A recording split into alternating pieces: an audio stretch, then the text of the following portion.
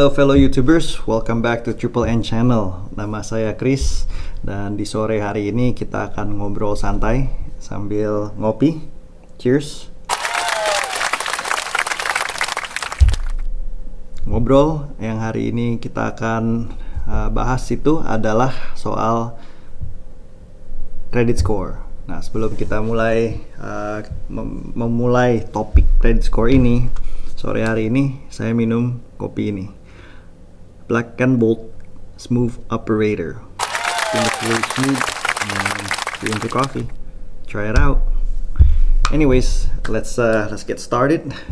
Credit score itu penting ya dalam kehidupan di Amerika. Maka itu saya pikir saya harus membahas soal topik ini. Nah, number one, credit score itu apa sih? Nah, credit score itu ketika kita cari-cari lagi melalui internet atau Google search, pasti akan ada yang keluar namanya FICO score. Nah, FICO ini sebenarnya singkatannya dari Fair Isaac Corporation. Jadi Fair Isaac Corporation ini they are the pioneer in developing the calculation untuk mencari credit score ya. Jadi mereka mengumpulkan data-data dari credit agency dan mereka mengeluarkan metode untuk menghitung credit score tersebut. Nah, ada lagi sih yang lain kayak Vantage score, tapi I think the most common one is actually FICO score. FICO score. Nah, yang kedua, credit score itu range-nya berapa aja sih? Itu mulai dari 300 sampai 850. Anything di atas 700 itu bisa dibilang bagus. 600 sampai 700 I think it's fair. And if it's under 600, di bawah 600, I think we need to improve our spending and credit. So anyways, yang ketiga saya akan membahas sebenarnya kenapa sih penting apa sih, seberapa pentingnya sih credit score ini. Nah, sebenarnya bisa dibilang ini adalah jantung ya dari kehidupan di Amerika. Kenapa saya bilang jantung? Karena credit score ini it reflects on how you are as a person, how responsible are you in your spending gitu.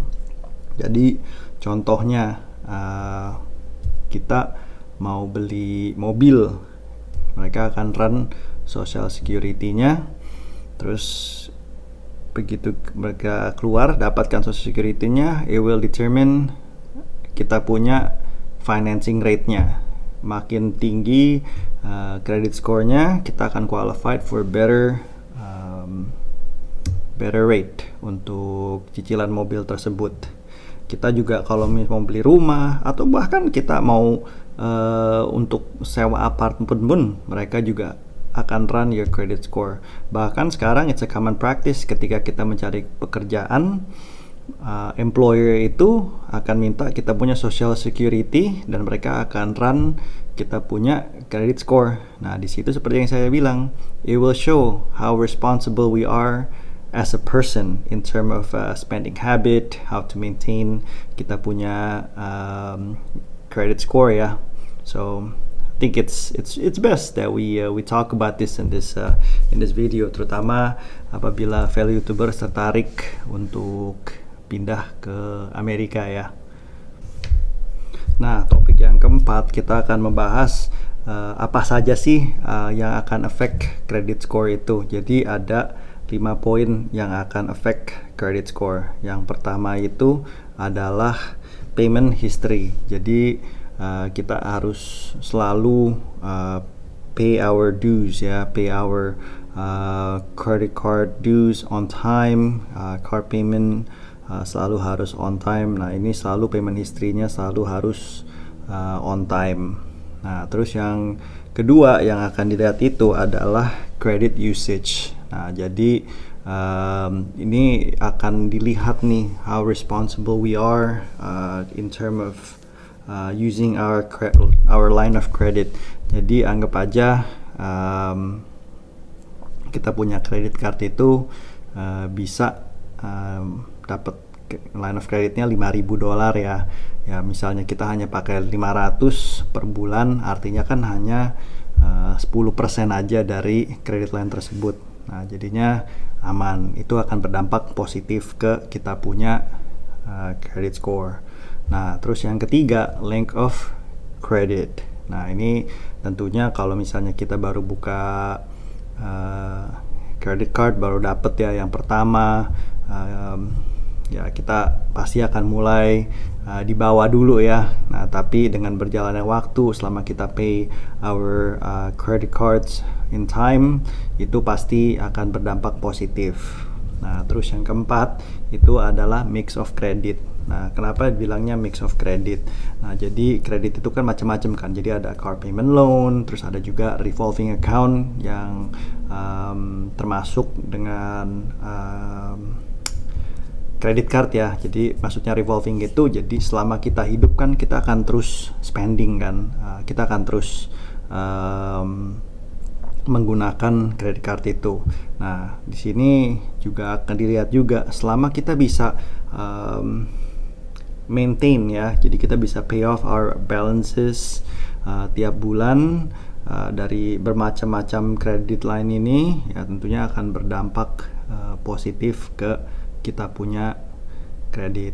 Nah terus yang kelima itu adalah recent activities. Nah jadi apabila kita spending itu, kita juga selalu dilihat ya.